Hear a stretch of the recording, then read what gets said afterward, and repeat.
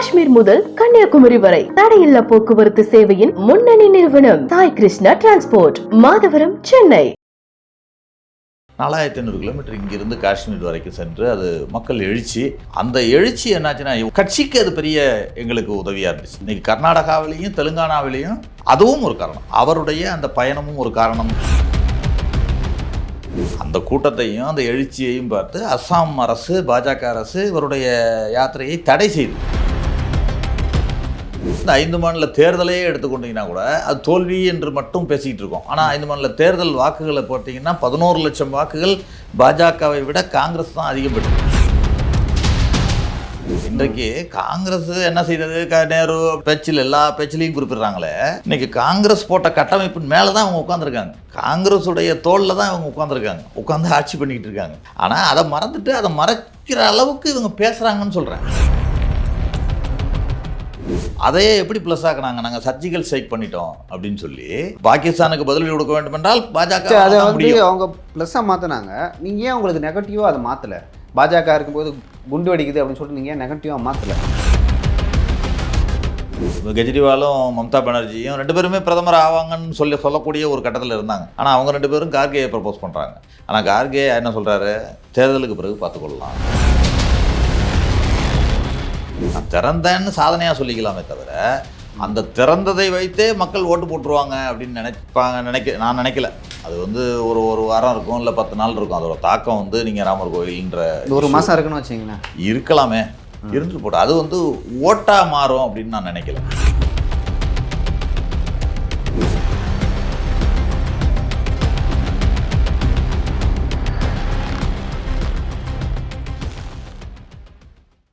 வணக்கம் சவுக்கு மீடியா நேயர்களே.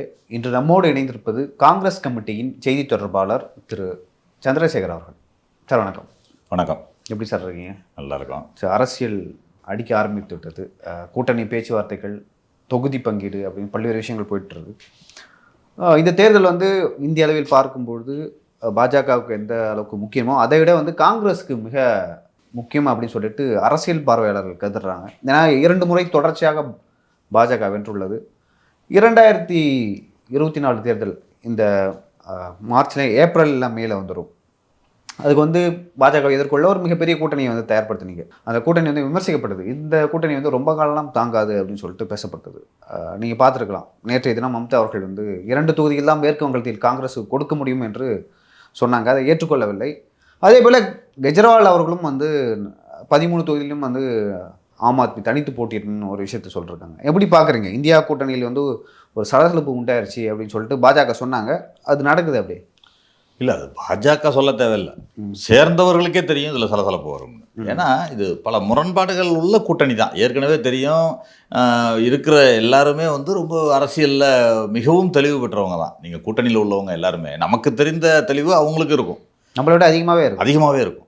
அதை தவிர ஏற்கனவே அரசியலில் இந்திய அரசியலை உற்று நோக்கினவங்களுக்கு தெரியும் ஜனதா அதெல்லாம் எப்படி இருந்துச்சு, அவங்க 77 என்ன பண்ணாங்க, ஒன்று சேர்ந்தவர்கள் எப்படி பிரிஞ்சாங்க, எதிரணியினர்லாம் எப்படி இருப்பாங்க அப்படிங்கிறது எல்லாருக்கும் தெரியும். ஒரு வலுவான கட்சியை எதிர்ப்பதற்கு எப்படி முன்னாடி வந்து காங்கிரஸ் இருந்தது, அதை எதிர்க்கிறதுக்கு வலுவான எதிர்கட்சியாக பல கட்சிகள், உதிரி கட்சிகள்லாம் சேர்ந்து ஒன்றாக சேர்ந்தாங்க. அதே மாதிரி இன்றைக்கு லெவலில் பாஜக இருக்குது, ஒரு வலுவான கட்சியாக இந்தியா முழுக்க இருக்குது, அதை ஒத்துக்கிட்டு தான் ஆகணும். காங்கிரஸ் கொஞ்சம் பலவீனப்பட்டது உண்மைதான், இல்லை என்று மறுக்க முடியாது. ஆனால் அதிலேருந்து சில பாடங்கள் கற்றுக்கிட்டு காங்கிரஸ் வந்து மீண்டு வந்திருக்கு. இன்றைக்கு ஒரு தலைவர் ராகுல் காந்தி அவர் வந்து என்ன பிரச்சனை காங்கிரஸில் அப்படின்னு பார்க்குறப்ப, ஒரு மக்களிடமிருந்து கொஞ்சம் விலகிட்டாங்க, அந்நியப்பட்டாங்க. ஒரு தலைவர்கள் கிரவுண்ட் லெவலில் ஒர்க் இல்லை, இதெல்லாம் வந்து விமர்சிக்கப்பட்டது. அதில் ஓரளவுக்கு உண்மையும் இருக்குது. தமிழ்நாட்டிலையுமே அது இருக்குது. நீங்கள் இப்போ கர்நாடகாவில் எடுத்துக்கிட்டிங்கன்னா, வெற்றி பெற்றதுக்கு காரணம் எடுத்துக்கிட்டிங்கன்னா, கிரவுண்ட் லெவலில் அங்கே எப்போவுமே அந்த கமிட்டி அந்த இதெல்லாம் இருக்கும். நீங்கள் கேரளாவில் இருக்கும், அது மாதிரி பல மாநிலங்களில் இருக்குது. காங்கிரஸுக்கு வலுவான கட்டமைப்புகள் நிறையா இடத்துல இருக்குது. சில இடங்களில் இல்லாத இடங்களில் நாங்கள் அதை லூஸ் பண்ணியிருக்கோம். இதெல்லாம் பார்த்துருக்கோம். இன்னொன்று ஒரு வலுவான தலைவராக கீழ்மட்ட அளவில் ப்ரொஜெக்ட் பண்ணி கொண்டு போகிற அளவுக்கு எங்களுக்கு அது சரியில்லையா அல்லது கட்டமைப்பு இல்லையா, எல்லாமே ஏதோ ஒரு லேக்கிங் இருந்ததுன்னு வச்சுக்கங்களேன். அதையெல்லாம் சரி செய்து இன்றைக்கு இன்னொன்று பாரதிய ஜனதா கட்சி, நீங்கள் நாம் என்ன ஆயுதத்தை எடுக்கணும்னு எதிரில் நிற்கிறவங்க தான் முடிவு செய்வாங்கன்னு சொல்லுவாங்க. அது மாதிரி இன்றைக்கு பாரதிய ஜனதா என்ற ஒரு கட்சி வந்து காங்கிரஸ் கட்சி கூட சில எமர்ஜென்சிலெல்லாம் சில விஷயங்கள் பண்ணாங்க அப்படின்னு சொல்லுவாங்க, கவர்னரை வச்சு சில அதெல்லாம் குற்றச்சாட்டுகள்லாம் உண்டு, மறுக்க விரும்பலை. ஆனால் Bharatiya Janata out and out கட்சி ரீதியாக எல்லா ஆயுதங்களையும் கையில் எடுத்திருக்காங்க. நீங்கள் ஜனநாயக அமைப்புகள் இடி இன்கம் டேக்ஸ்லேருந்து அது ஒரு பக்கம் எடுத்துக்கிட்டிங்கன்னா, எலெக்ஷன் கமிஷன் கோர்ட் வரைக்கும் இன்ஃப்ளூயன்ஸ் பண்ணுறதுக்கு ஆரம்பிச்சிட்டாங்க, அவங்க எடுத்தாங்க. அதற்கு அடுத்து கட்சிக்குள்ளும் ஒரு நீங்கள் தேசிய கட்சிகளில் எடுத்துக்கிட்டிங்கன்னா, காங்கிரஸ் கட்சியில் இந்த நேரு குடும்பம் பாரம்பரியம் வரும், ஒரு தலைமை இதெல்லாம் இருப்பாங்க. ஆனால் எதிர் அணியில் பார்த்திங்கன்னா ஒரு தலைமை ஃபோக்கஸ் பண்ணி பெருசாக இருக்காது. இன்றைக்கு அதையிலிருந்து வெளியே வந்து மோடி என்ற ஒரு நபரை நோக்கி அந்த கட்சி போயிடுச்சு. ஒரு நபரை ஃபோக்கஸ் பண்ணி ஒரு நபர் கட்சியாக அவங்க ஒரே நாடு ஒரே கல்ச்சர் அதெல்லாம் சொல்கிறாங்கல்ல, அதே மாதிரி ஒரே தலைவர் ஒரே அந்த லெவலுக்கு அவங்க கொண்டு போயிட்டாங்க. அடுத்தது எதிர்க்கட்சிகளை நசுக்கிறதுக்கு, குறிப்பாக காங்கிரஸ் முக் பாரத் அப்படின்னு ஆரம்பித்து காங்கிரஸை நசுக்கணும். அதற்கு என்னென்ன பண்ணணும்? நீங்கள் தன்னுடைய கட்சியை வளர்ப்பதற்கு செலவு பண்ணுறதை நான் பார்த்துருக்கேன். நிறையா செலவு பண்ணுவாங்க. நான் என்னுடைய கட்சியை வளர்க்கணும், நம்முடைய கட்சியை வளர்க்கணும். காங்கிரஸ் கட்சியில் அப்படி தான் வளர்ந்தது இல்லை. ஆனால் எதிர்க்கட்சியை நசுக்கணும், எதிர்க்கட்சி தலைவரை வந்து கொஞ்சம் அவங்கள டீஸ்டபிளைஸ் பண்ணணும் அப்படிங்கிறதுக்காக செலவு பண்ண கட்சியாக நான் பாரதிய ஜனதாவை பார்த்தேன். அதற்கு வந்து உதாரணம் எடுத்துக்கிட்டிங்கன்னா, கிட்டத்தட்ட ராகுல் காந்தி அவர்களுடைய இமேஜை டேமேஜ் பண்ணணும் அப்படிங்கிறதுக்காகவே பல நூற்றுக்கணக்கான கோடிகளை செலவு பண்ணி அவங்க பண்ணாங்க. அதாவது என்ன, பர்சனல் டேமேஜ். அவர் வந்து பப்பு எதுவுமே தெரியாதவர், அரசியல் தெரியாதவர், எதையும் அறியாதவர், அந்த மாதிரி. அதை குடும்ப கட்சி வாரிசு, அது வாரிசு அரசியல், அவங்கள தவிர வேற யாரும் வாரிசு அரசியல் கூட எடுபடாதுன்னு வச்சுக்கோங்க, அது வேற. ஆனால் பர்சனல் டேமேஜ்ன்றது அவர் வந்து மோடிக்கும் ராகுல் காந்திக்கும் ஈக்குவல் பண்ணிங்கன்னா மலைக்கும் மடுவுக்கும் உள்ள டிஸ்டன்ஸு. அதை தவிர இவர் ஒன்றுமே தெரியாதவர் அப்படின்ற மாதிரி கொண்டு போய் அதில் ஓரளவு சக்ஸஸ் ஆகிட்டாங்கன்னு கூட நான் பார்த்தேன். ஏன்னா அந்த சோஷியல் மீடியாவும் அவங்கள்ட்ட கையில் இருந்தது. நார்த் இந்தியா வட இந்திய ஊடகங்கள் ஃபுல்லாக அவங்க கையில் இருந்தாங்க, பாஜக கையில் இருந்தாங்க. அதனால் இவர் செய்கிற எல்லா விஷயங்களையுமே மட்டம் தட்டி அவரை ஒரு ப்ரொஜெக்ட் பண்ணி கொண்டு போனாங்க. ஆனால் அதை பற்றி கவலைப்படலை அவர். ராகுல் காந்தியை பொறுத்த வரைக்கும் ஒரு பெரிய ப்ளஸ் பாயிண்ட் என்னென்னா, நீங்கள் எவ்வளவு மட்டம் தட்டி எவ்வளவு பிரச்சனைகள் அவருக்கு கொடுத்தால் கூட அதிலிருந்து மீண்டு அதற்கு பதிலடி எப்படி கொடுத்தாருன்னா, நம்ம என்ன மைனஸ்ன்னு பார்த்தார், மக்கள்கிட்ட போவோம் நம்ம அடுத்தது அப்படின்ட்டு தான் இந்த இந்திய ஒற்றுமை பயணம்னு தமிழ்நாட்டில் கடந்த ஆண்டு ஆரம்பித்த ஒற்றுமை பயணம் கிட்டத்தட்ட 4500 கிலோமீட்டர். அதை கூட எவ்வளோ விமர்சனம் பண்ணாங்க ஆரம்பிக்கிறப்ப. இவர் வந்து நடக்க மாட்டார், இவர் உடனே இதுக்கு போயிடுவார், வெளிநாடு போயிடுவார், பல விஷயங்களில் கிரிட்டிசைஸ் பண்ணாங்க. ஆனால் அவர் ரொம்ப வைராக்கியமாக அந்த 4500 கிலோமீட்டர் நடைப்பயணம் என்றால் நடைப்பயணம் தான், அதில் எந்த சமரசமும் செய்யலை.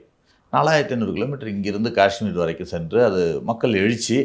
அந்த எழுச்சி என்னாச்சுன்னா, ஒன்று அவர் வந்து அரசியல் ரீதியாக அந்த பயணத்தை மேற்கொள்ளவில்லை என்று சொன்னால் கூட கட்சிக்கு அது பெரிய எங்களுக்கு உதவியாக இருந்துச்சு.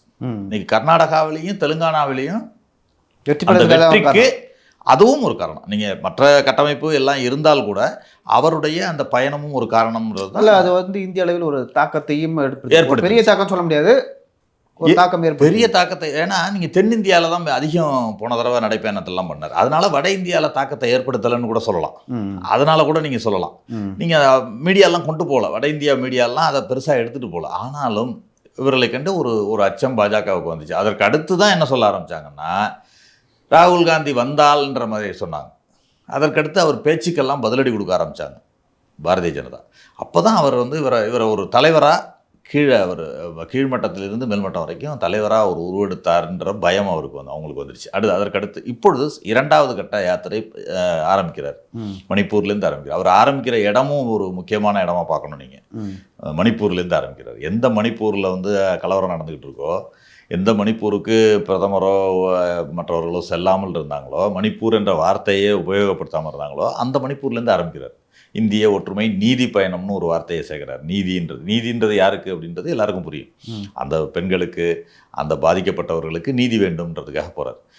மணிப்பூர்லேருந்து போகிறப்ப இன்றைக்கி அஸ்ஸாமில் எந்த அளவுக்கு பதட்டம் அடைஞ்சிருக்காங்கன்றதை நம்ம அங்கே பார்க்குறோம். அந்த கூட்டத்தையும் அந்த எழுச்சியையும் பார்த்து அஸ்ஸாம் அரசு, பாஜக அரசு இவருடைய யாத்திரையை தடை செய்து இவர் மேலே வழக்கு போடுறாங்க. அந்த அளவுக்கு பயந்துருக்காங்க, பாஜக பயப்படுறாங்க. இப்பொழுது செல்கின்ற கிட்டத்தட்ட 6200 கிலோமீட்டர் பாத யாத்திரையாகவும் பஸ் பயணமாகவும் 2 விதமாக செல்றாரு. இந்த மக்கள் இருக்கிற இடத்துல வந்து நடந்து போறாரு.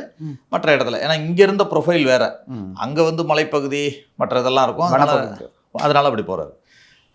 இந்த பயணமும் முடிகிறப்ப பார்த்தீங்கன்னா ஒரு ஆல் ஓவர் இந்தியா கவர் பண்ணிப்பார் அவர். இந்த பயணம் முடிஞ்சிதுச்சுன்னா ஆல் ஓவர் இந்தியா அவர் இன்றைக்கு வெஸ்ட் பெங்காலில் என்டர் ஆகிருக்கார். என்டர் ஆகிறப்ப பார்த்தீங்கன்னா சரியாக மிகப்பெரிய வரவேற்பு அவருக்கு, மிகப்பெரிய வரவேற்பு அங்கே வெஸ்ட் பெங்காலில் கிடச்சிருக்கு. இன்றைக்கு நுழைந்திருக்கார். இது ஒரு பக்கம். இந்த பக்கம் தலைவராக காங்கிரஸ் தன்னை நிலைநிறுத்தி கொண்டு இருக்கிறது, காங்கிரஸ் எழுச்சி பெற்றிருக்கிறது. இந்த 5 மாநில தேர்தலையே எடுத்துக்கொண்டீங்கன்னா கூட அது தோல்வி என்று மட்டும் பேசிக்கிட்டு இருக்கோம். ஆனால் 5 மாநில தேர்தல் வாக்குகளை போட்டிங்கன்னா 11 லட்சம் வாக்குகள் பாஜகவை விட காங்கிரஸ் தான் அதிகம் பெற்றிருக்கு 5 மாநிலத்தில். ஒரு வாக்கு வித்தியாசம் வந்து பெரிய வாக்கு வித்தியாசமா இல்லை எல்லா இடத்துலையும் சொல்லலாம். ஒரு 3 மாநிலத்தில் எப்படியா இருந்தாலும் ஒரு வாக்கு வித்தியாசத்தில் ஜெயிச்சாலும் வெற்றி, அதை வந்து நம்ம மறுக்க முடியாது. ஆனாலும் காங்கிரஸ் வந்து தளத்தை இழக்கலை அப்படிங்கிறதுக்காக நான் அதை குறிப்பிட்றேன். காங்கிரஸ் வந்து இன்றைக்கு அங்கே உறுதியாக இருக்குது. வட இந்தியாவிலும் சரி தென்னிந்தியாவிலும் சரி காங்கிரஸ் என்பது உறுதியாக இருக்கிறது. நீங்கள் காங்கிரஸ் முக்பாரத் கட்டமைப்பு இன்னும் அப்படியே இருக்கு. இது அச்சத்தை கொடுத்துருக்கா பாஜகவுக்கு? கண்டிப்பாக அச்சத்தை கொடுத்து அதுதான் இன்றைக்கு தடை செய்ய எல்லாம் முயற்சி பண்ணுறாங்கன்னு சொல்கிறேன். அது இந்த ஒரு பக்கம் விட்டுருவோம். இப்போ இந்தியா கூட்டணிக்கு வருவோம். இப்போ நீங்கள் பாஜகவை எதிர்ப்பதற்கு இந்தியா என்ற கூட்டணி உருவாகிறது. நீங்கள் கடந்த 2 தேர்தலுக்கும் இந்த தேர்தலுக்கும் வித்தியாசத்தை பார்க்குறேன். 2 தேர்தலில் வெற்றி பெற்றிருக்கு பாஜக, வெற்றி பெற்றிருக்கு. முதல் தேர்தல் 2014 என்ன சொன்னாங்க, வந்தப்போ ப்ரொஜெக்ட் பண்ணாங்க, குஜராத் மாடல் வளர்ச்சி ஒன்று. அந்த பக்கம் அதே இதை தான் அவங்க கொண்டு போகிறாங்க. ஒவ்வொரு தடவையும் பார்த்தீங்கன்னா எதிர்கட்சிகளை டானிஷ் பண்ணுறது, ஆளுங்கட்சியை வேற விதமாக பூஸ்ட் பண்ணுறது, இது ரெண்டையும் அவங்க ஒரே நேரத்தில் பண்ணுறாங்க. அதுக்கு எல்லா விதங்களையும் யூஸ் பண்ணுறாங்க. அப்போவுமே சோஷியல் மீடியா அந்த இதெல்லாம் மீடியாக்களெல்லாம் அதிகமாக யூஸ் பண்ணாங்க. என்ன பண்ணாங்க, அப்போ ஊழல், அந்த 2G ஊழல்னு அந்த எடுத்து அதை கொண்டு போய் லோக் அதாலத் அமைக்கணும்னு சொல்லி அண்ணா ஹசாரேயை வச்சு ஒரு உண்ணாவிரதம் இருக்க வச்சு நாங்கள் தான் வந்து ஊழலுக்கு எதிரான ஒரு பெரிய கட்சி நாங்கள் தான்ன்ற மாதிரி ப்ரொஜெக்ட் பண்ணி அன்னைக்கு அந்த ஒரு பக்கம் அது நடந்துச்சு. அதை கூட பாஜக முன்னிருந்து பண்ணல, இவர்களை வந்து அவங்க இயக்குனாங்க, பின்னால் இருந்து இயக்குனாங்க. கடைசியில் தான் தெரிஞ்சு யார் இருந்தாங்கன்றது அப்புறமா தான் மக்களுக்கு தெரியாதுல்ல. உங்களுக்கு மக்கள் என்ன நினச்சாங்கன்னா ஒரு அண்ணா ஹசாரே என்பவர் பெரிய ஒரு காந்தியவாதி, அவர் வந்து உண்ணாவிரதம் இருக்காரு அப்படின்னு சொல்லி ஒரு பெரிய எழுச்சி வந்தது உண்மைதான். அதை கொண்டு போய் கீழே வரைக்கும் கொண்டு போய் சேர்த்தாங்க, அந்த ஊழல் அப்படிங்கிறத கொண்டு போய் சேர்த்தாங்க அந்த பக்கம். இந்த பக்கம் குஜராத் மாடல் வளர்ச்சி அப்படின்னு ஒரு போலியான ஒரு வளர்ச்சி மாடலை காட்டி சிங்கப்பூரில் இருக்கிற கட்டடங்கள் இதெல்லாம் எடுத்து போட்டு போலியான ஒரு வளர்ச்சி மாடலை பிம்பத்தை கொண்டு வந்து அதற்கு யார் கதாநாயகன்னா மோடி அப்படின்னு சொல்லி முன்னிறுத்தாங்க. ஆக இந்த பக்கம் காங்கிரஸுக்கும் மற்ற கூட்டணி கட்சிகளுக்கும் இந்த 2G ஊழல்னால மைனஸ் 10 வருடம் ஏற்கனவே ஆட்சியில் இருந்தோம். அதில் கடைசியாக இந்த ஊழல்னு சொல்லி கொண்டு வந்து அதோட டேமேஜ் பண்ணிட்டாங்க, அதோட செல்வாக்கை டேமேஜ் பண்ணிட்டீங்க. இந்த பக்கம் இவர் ப்ரொஜெக்ட் பண்ணி 2014 வெற்றி பெற்றீங்க, 5 வருடம் ஆட்சி பண்ணிட்டீங்க. என்னாச்சு, ஏதாவது ஒரு புதிய திட்டம் நீங்கள் இன்னைக்கு நாங்கள் சொல்லலாம், அன்னைக்கு வங்கிகளை தேசிய உடைமையாக்கணும், காங்கிரஸ் கட்சியுடைய சாதனை 100 நாள் வேலை திட்டம், எவ்வளவோ நிறையா சொல்லலாம். நீங்கள் கடைசியாக சொல்கிறது, நீங்கள் சொல்கிறது 100 நாள் வேலை திட்டம் இல்லை, நான் அதான் சொல்கிறேன். காங்கிரஸ் செய்த கடைசியாக ஒரு திட்டத்தை கொண்டு வந்தது, அதே இப்போ வரைக்கும் பேசுகிறோம். ஆமாம், பேசக்கூடிய திட்டங்கள் நிறையா இருக்குன்னு சொல்கிறேன். இன்றைக்கு காங்கிரஸ் என்ன செய்தது, நேரு அப்படின்னு பேச்சில் எல்லா பேச்சிலையும் குறிப்பிடுறாங்களே, இன்னைக்கு காங்கிரஸ் போட்ட கட்டமைப்பின் மேலே தான் அவங்க உட்காந்துருக்காங்க, காங்கிரஸுடைய தோளில் தான் இவங்க உட்காந்து ஆட்சி பண்ணிக்கிட்டு இருக்காங்க. ஆனால் அதை மறந்துட்டு அதை மறைக்கிற அளவுக்கு இவங்க பேசுகிறாங்கன்னு சொல்கிறேன். பேசி அதை கொண்டு போய் சேர்க்குறாங்க, கீழே கொண்டு போய் சேர்க்குறாங்க. அது ஒன்று தான் பாஜகட்ட இருக்கிற ஒரு வலிமைன்னு நான் நினைக்கிறேன். அதை பொய்யை கூட திரும்ப திரும்ப சொல்லி அதை உண்மையாகிற அளவுக்கு பேசுகிறது. கோயபல்ஸ் பிரச்சாரம் சொல்லுவாங்கள்ல, திரும்ப திரும்ப சொல்லுங்கள் அந்த பொய் வந்து உண்மையாயிடும்னு கோயபல்ஸ் சொல்லுவார். அந்த கோயபல்ஸ் பிரச்சாரத்தை ரொம்ப சிறப்பாக செய்யக்கூடிய கட்சியாக நான் பாஜகவை பார்க்குறேன். சரிங்க சார், இந்த விஷயத்தை எப்படி ஹேண்டில் பண்ண போகிறீங்க? இந்தியா கூட்டணியிலேருந்து மம்தா அப்படி சொல்லியிருக்காங்க, கெஜ்ரிவால் சைடில் ஆம் ஆத்மி அப்படி சொல்லியிருக்காங்க, அதை எப்படி ஹேண்டில் பண்ண போகிறீங்க? நான் இன்னும் ஒரே ஒரு இதை மட்டும் சொல்லிடுறேன். அதாவது 2014 அப்படி வந்தாங்க, 2014 அப்புறம் எந்த விதமான முன்னேற்றம் வளர்ச்சி எதுவுமே செய்யாமல், ஆனால் 2019 கரெக்டாக தேர்தலுக்கு முன்பு புல்வாமா தாக்குதல் வருது, அதை கொண்டு போய் கீழே ரீச் பண்ணுறாங்க மக்கள்கிட்ட. நாங்கள் தான் தேசத்தை புல்வாமா தாக்குதலில் படி பார்த்தாக்க பாஜகவுக்கு மைனஸ் ஆகிருக்கணும், அதையே எப்படி ப்ளஸ் ஆக்குனாங்க, நாங்கள் சர்ஜிக்கல் ஸ்ட்ரைக் பண்ணிட்டோம் அப்படின்னு சொல்லி பாகிஸ்தானுக்கு பதிலடி கொடுக்க வேண்டும் என்றால் பாஜக அதை வந்து அவங்க ப்ளஸ்ஸாக மாற்றினாங்க. நீங்கள் ஏன் உங்களுக்கு நெகட்டிவாக அதை மாற்றலை? பாஜக இருக்கும்போது குண்டு வெடிக்குது அப்படின்னு சொல்லிட்டு நீங்கள் நெகட்டிவாக மாற்றலை. இல்லை அதுதாங்க நீங்கள் மக்களோட உணர்ச்சியை கரெக்டாக புரிஞ்சுக்கிறாங்கன்னு சொல்கிறேன். நான் அதான் சொல்கிறேனே, அந்த நேரத்தில் அவங்க வலிமையாக கொண்டு போய் சேர்த்தாங்கன்றதை நம்ம சோஷியல் மீடியாவில் அவங்க ஸ்ட்ராங்காக இருக்காங்க. சோஷியல் மீடியா மட்டும் கிடையாது, எல்லா மீடியாவுமே. நீங்கள் இன்னொன்று, நீங்கள் ஏதாவது சொன்னாலே anti national, anti element, anti இண்டியன்னு முத்திரையும் குத்துறதை பண்ணாங்க அவங்க. அதை தெளிவாக பண்ணாங்க. அது எதிர்க்கட்சிகள் சரியாக பண்ணலைன்றதை நான் ஒத்துக்கிறேன். நீங்கள் உண்மையிலேயே சத்யபால் மாலிக் கூட கடைசியாக என்ன சொன்னார்னா, நான் ஒரு லட் மாதிரி ஒரு விஷயத்தை கொடுத்தேன், ஆனால் எதிர்க்கட்சிகள் அதை பயன்படுத்திக்கலன்னு சொல்லி அவரே, அந்த கவர்னராக இருந்த சத்யபால் மாலிக்கே சொல்கிறார். ஆக அந்த அந்த அந்த விஷயத்தை சரியாக உபயோகப்படுத்தவில்லை ஒன்று. ரெண்டாவது, 2019 2014 தனித்தனியாக இந்த அணிகள் இருந்தன. இப்போ அது ஒன்றாக சேர்ந்துருக்கு. கடந்த முறை 2017 கூட 37% வாக்குகள் தான் பாஜக பெற்றது. மிச்சம் 63% எதிராக தான் இருந்துச்சு. அந்த 63% எப்படி இருந்துச்சுனாக்கா பிரிஞ்சு இருந்தது. இன்றைக்கு அவர்கள் ஒன்றாக இந்தியா என்று இணைந்திருக்கிறோம். அதுதான் முதல்ல அவர்களுக்கு அச்சம். பாஜகவிற்கு இதுவும் ஒரு அச்சம். இப்போ இந்தியா கூட்டணி என்று எடுத்துக்கொண்டால் இது சேரும் பொழுதே தெரியும், எதிரெதிர் அணியாக இருந்தவர்கள் தான். நீங்கள் இன்றைக்கு கம்யூனிஸ்ட்டும் காங்கிரஸும் ஒன்றாக இல்லாத கட்சி, ஆம் ஆத்மியும் காங்கிரஸும் எதிரெதிர் துருவங்களாக இருந்த கட்சி, மம்தாவும் காங்கிரஸிலிருந்து பிரிந்து சென்று எல்லாமே பிரிந்து சென்றவர்கள் அல்லது போட்டியா எதிரெதிர் அணியில் இருந்தவங்க. சிவசேனாவுக்கும் காங்கிரஸுக்கும் என்ன சம்பந்தம்? எதிரெதிர் சித்தாந்தங்களை கொண்டவங்க ரெண்டு பேரும், சித்தாந்த ரீதியாக கூட எதிராக உள்ளவங்க. ஆனாலும் ஒன்று சேர்ந்து ஒரு கூட்டணியாக அமைகிறோம். அப்படி சேர்ந்த கட்சி தான். அவர்களுக்கு தெரியும் இதில் எதில் காமனாக இணைகிறோம் அப்படின்னு சொன்னாக்க, ஒரு புள்ளியில் பாரதிய ஜனதா கட்சியை வீழ்த்த வேண்டும், மோடி என்ற தலைவரை வீழ்த்த வேண்டும் என்றால், இல்லை என்றால் ஜனநாயகம், இந்திய ஜனநாயகத்துக்கு ஆபத்து வந்துடும். எல்லா கட்சிகளுக்கும் அந்த ஆபத்து இருக்குல்ல. கண்டிப்பா இருக்கு. சிவசேனாக்கு கண்டிப்பா சொல்லி ஆகணும். மகாராஷ்டிரா எல்லா கட்சிக்கும் இருக்குன்ற. நீங்க மம்தா பானர்ஜிக்கு இல்லையாண்ணா இருக்கு. பாரதிய ஜனதா அடுத்த முறை வந்தா அவங்கள என்ன பண்ணுவாங்கன்றது மம்தா பானர்ஜிக்கு தெரியும்ல. ஆமா, கெஜ்ரிவாலுக்கு தலைக்கு மேலே கத்தி தொங்கிக்கிட்டே இருக்குல்ல டெய்லி. அது மாதிரி எல்லா கட்சிகளுக்குமே அந்த பயம் இருக்கிறது. காங்கிரஸ் கட்சி இதற்கு பயப்படாது. ஏன்னா காங்கிரஸ் கட்சி ஒரு இடம் இல்லைன்னா ஒரு இடம் வெற்றி பெற்றுக்கிட்டே சென்றுடும். ஆனால் ஜனநாயகத்தை காக்க வேண்டும் என்ற பணியில் நீங்கள் சில பேர் கூட குற்றச்சாட்டு சொல்கிறாங்க, காங்கிரஸ் பிக் பிரதர் ஆட்டிடியூடில் செயல்படுறாங்க, அதனால தான் சில இது இல்லைன்னு சொன்னாங்க. அது கிடையாது.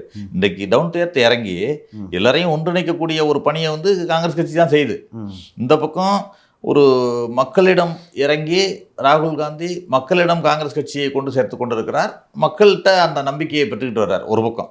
இந்த பக்கம் நீங்கள் வாரிசு அரசியல்னு சொன்னீங்க, அதுக்கும் ஒரு முற்றுப்புள்ளி வச்சு காங்கிரஸ் தலைவராக திரு கார்கே அவர்களை கொண்டு ஒரு அனுபவம் வாய்ந்த ஒரு தலைவரை அமர்த்தி அவர் இன்றைக்கு கட்சிகளை ஒருங்கிணைக்கும் பணியை செஞ்சுட்டு இருக்கார் ஒரு பக்கம். நீங்கள் எல்லாருமே கார்கேயை ஒத்துக்கிறாங்கல்ல. இது ஈவன் மம்தா பானர்ஜியும் கெஜ்ரிவாலுமே கார்கே பிரதமர் கேண்டிடேட்டாக போடணும்னு ப்ரப்போஸ் பண்ணுறாங்க. முன்னாடி என்ன சொன்னாங்க, இங்கே இருக்கிற 28 கட்சியும் 28 பிரதமரை ப்ரப்போஸ் பண்ணுவாங்க, எல்லார தலைவர்களும் பிரதமராக ஆசைப்படுறாங்கன்னெலாம் சொன்னாங்க. ஆனால் அதையும் உடைச்சாச்சு. பிரதமர் பதவி என்பது ஒரு பொருட்டு இல்லை. கெஜ்ரிவாலும் மம்தா பானர்ஜியும் 2 பேருமே பிரதமர் ஆவாங்கன்னு சொல்லக்கூடிய ஒரு கட்டத்தில் இருந்தாங்க, வேட்பாளராக வருவாங்க அப்படின்லாம் ஆனால் அவங்க 2 பேரும் கார்கேயை ப்ரப்போஸ் பண்ணுறாங்க. ஆனால் கார்கே என்ன சொல்கிறாரு, தேர்தலுக்கு பிறகு பார்த்துக்கொள்ளலாம், எதாக இருந்தாலும் முதல்ல வீழ்த்துவோம் அப்படின்றார். இப்போ இந்த சலசலப்புக்கு வந்தோம்னா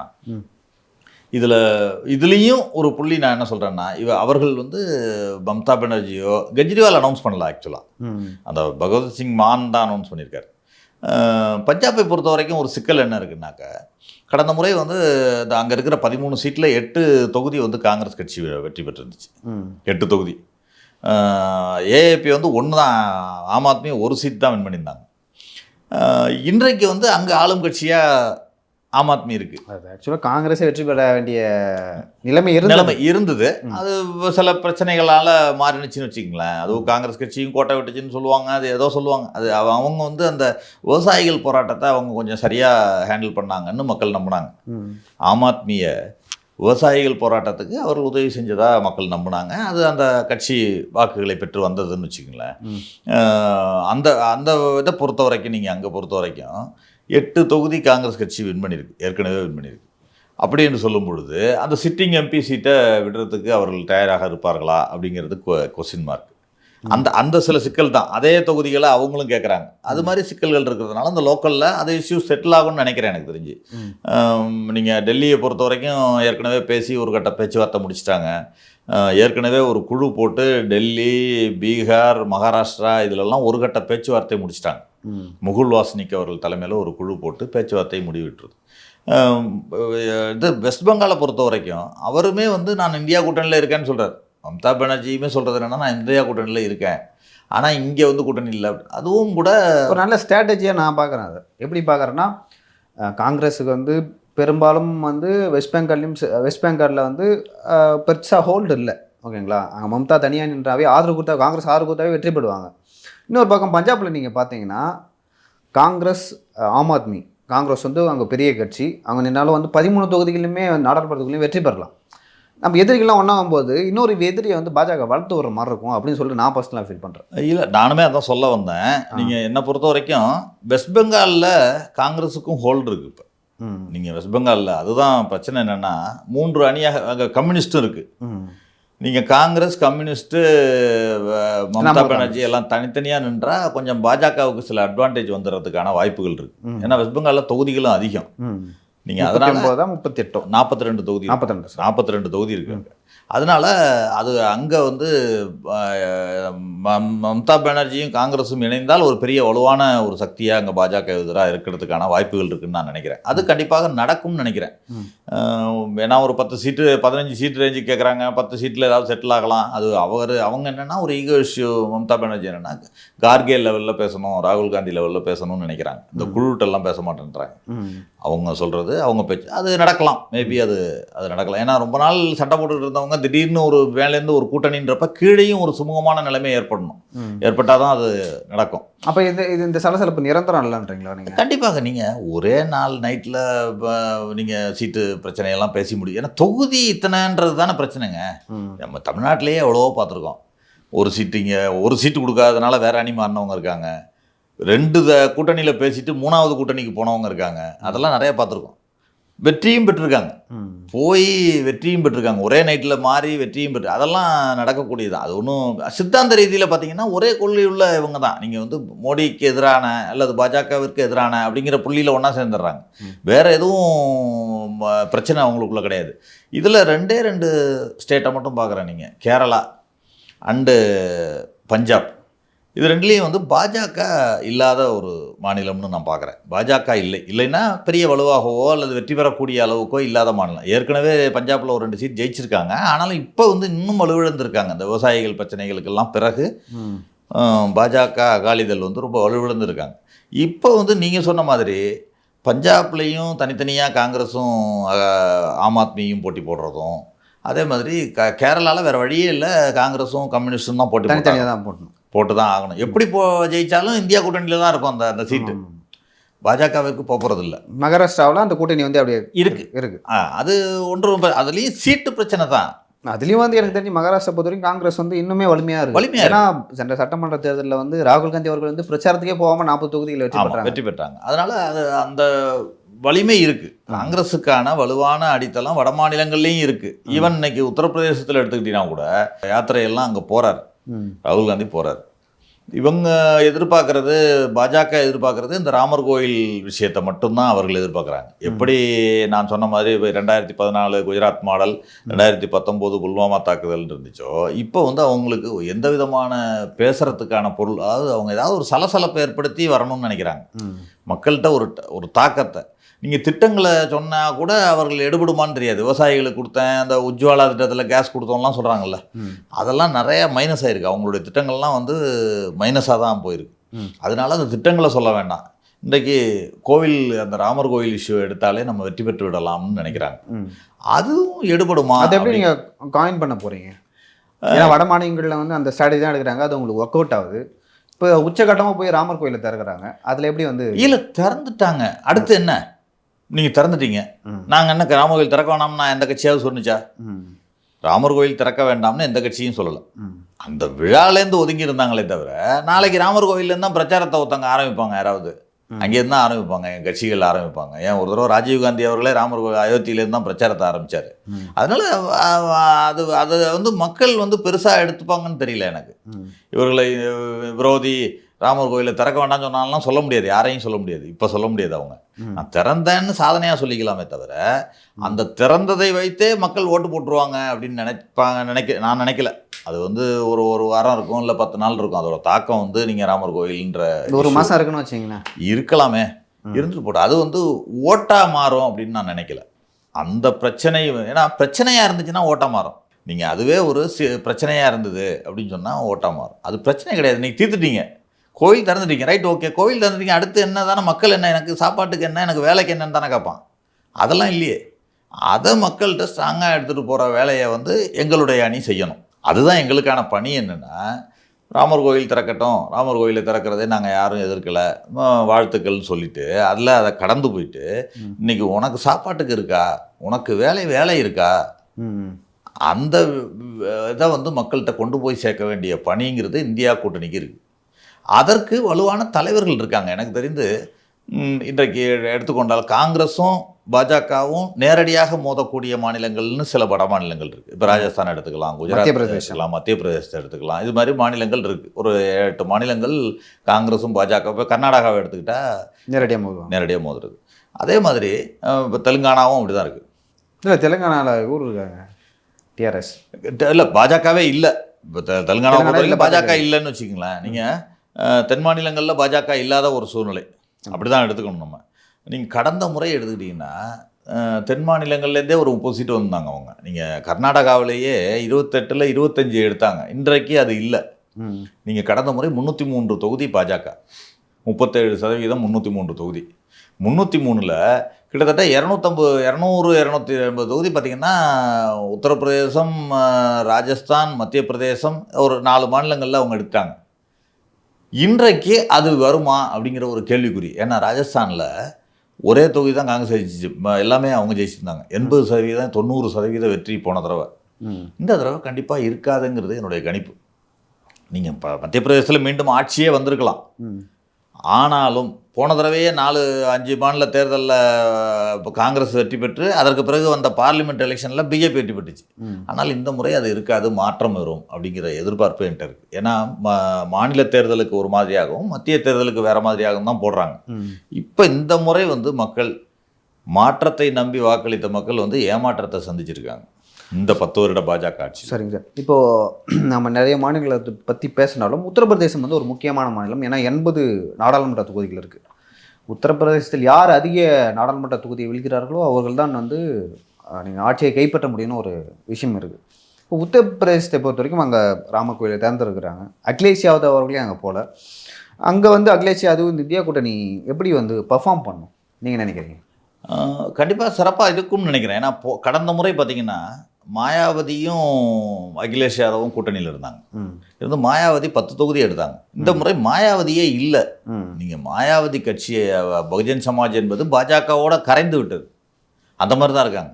எந்த விதமான குரலும் இல்லை. ஏன்னா அவங்க மேலே சிபிஐ வழக்கு அது எல்லாம் இருக்குது. அவங்க பெருசாக அந்த கட்சியோட பர்ஃபார்மன்ஸ் இந்த தடவை இருக்காது. இல்லை, சட்டமன்ற தேர்தலில் இல்லை, வாக்கு சதவீதம் குறைஞ்சிருச்சு. குறையிறப்ப அந்த கட்சி இல்லை, இன்றைக்கி பிக்சரில் இல்லை. அந்த இடத்த ரீப்ளேஸ் பண்ணது இன்றைக்கி காங்கிரஸ் கட்சி ரீப்ளேஸ் பண்ணது கூட்டணியில். தலித் வாக்குகள் அப்படியே கூட்டணியில் தலித் வாக்குகளாக இருக்கட்டும். ஏன்னா தலித்துகளுக்கு எதிரான கொடுமை அங்கே நடக்கிறது, பெண்களுக்கு எதிரான பிரச்சனைகள், விவசாயிகள் பிரச்சனை, எல்லா தாக்கமுமே யூபியில் இருக்குது. நீங்கள் ராமர் கோயில் ஒன்று தான் ப்ளஸ், அங்கே மற்ற எல்லாமே மைனஸான பிரச்சனைகள் நிறையா இருக்குது அங்கே இருக்குது. அதற்கு ஒரு வலுவான கூட்டணியாக நீங்கள் பார்த்தீங்கன்னா ஒன்று அந்த ஜாட்டுக்காக அந்த சரண் சிங்குடைய கட்சி கூட்டணி ஏற்கனவே முடிச்சிட்டாங்க. அவங்க அகிலேஷ் யாதவ் முடிச்சிட்டார். அகிலேஷ் யாதவ் கட்சி இப்போ சமாஜ்வாடியை பொறுத்தவரை இந்த பிற்படுத்தப்பட்டோர் இவங்க மத்தியில் ஒரு ஃபெமிலியரான கட்சி. இன்றைக்கு இஸ்லாமியர்களும் சமாஜ்வாதி இஸ்லாமியர் வாக்குகள் என்று எடுத்துக்கொண்டால் நீங்கள் காங்கிரஸும் சேர்றப்ப அது ஒரு பெரிய ப்ளஸ் ஆகும். இன்றைக்கி தமிழ்நாட்டில் எடுத்துக்கிட்டிங்கன்னா எப்படி வருதோ அதே மாதிரி தமிழ்நாட்டில் திமுகவும் காங்கிரஸும் இணைஞ்சு நிற்கிறப்ப அந்த மைனாரிட்டி ஓட் பேங்க்ன்றது ஒரு 90% இங்கே ஸ்கோர் பண்ணுறாங்க. நீங்கள் அப்போ காங்கிரஸ் பிரிஞ்சுதுன்னு வச்சுக்கிங்களேன், அதில் ஒரு 10% நீங்கள் அதே இது வெஸ்ட் பெங்கால்லையும் இருக்குது. உங்களுக்கு வெஸ்ட் பெங்கால்லையும் இன்னொரு விஷயம் என்னென்னா மைனாரிட்டி ஓட்ஸ்ன்றது காங்கிரஸும் திரிணாமுல் காங்கிரஸும் இணைகிறப்ப ஒரு 90-95% அங்கே போகிறதுக்கான வாய்ப்புகள் இருக்குது. அப்போ அது மம்தாவுக்கு ப்ளஸ் ஆகும். அதே மாதிரி தான் நான் சொல்கிறேன், உத்தரப்பிரதேசத்துலேயும் காங்கிரஸும் சமாஜ்வாடி கட்சியும் கூட்டணி அமைத்து போட்டியிடும் பொழுது கடந்த முறை வந்து 62 சீட்டு ஜெயிச்சிருந்தாங்க. பாஜக உத்தரப்பிரதேசத்தில் 62 சீட் ஜெயிச்சிருந்தாங்க. 18ல் 10 இவங்க ஜெயிச்சிருந்தாங்க, மாயாவதி ஜெயிச்சிருந்தாங்க. அப்படிங்கிறப்ப அந்த 62 + 72 சீட்டு, 72ல் கண்டிப்பாக 50% குறையிறதுக்கான வாய்ப்புகள் இருக்காங்க. எனக்கு தெரிந்து இந்த முறை வலுவா இன்றைய பிரச்சாரத்தையும் இதையும் எடுத்துகிட்டு போனால் அந்த 50% அங்கே குறையிறதுக்கான வாய்ப்புகள் இருக்குது. அப்படி ஒவ்வொரு இடமா நீங்கள் சொல்லிகிட்டே வர முடியும் என்னால். அப்படிங்கிறப்ப அந்த 303 தான் அவர்களுக்கு அதிகபட்ச ஸ்கோராக நான் நினைக்கிறேன். இப்போ கண்டிப்பாக இங்கே இப்போ தென்னகத்தில் நான் 25 சொன்னேன் கர்நாடகாவில். ஆமாம், எப்படி வரும் மறுபடியும் வராது, குறையதுக்கான வாய்ப்பு இருக்குது. கண்டிப்பாக குறைஞ்சுதான் ஆகும். தெலுங்கானாவில் கூட கடந்த முறை 4 சீட் ஜெயிச்சிருந்தாங்க, இந்த முறை அதுவும் வராது.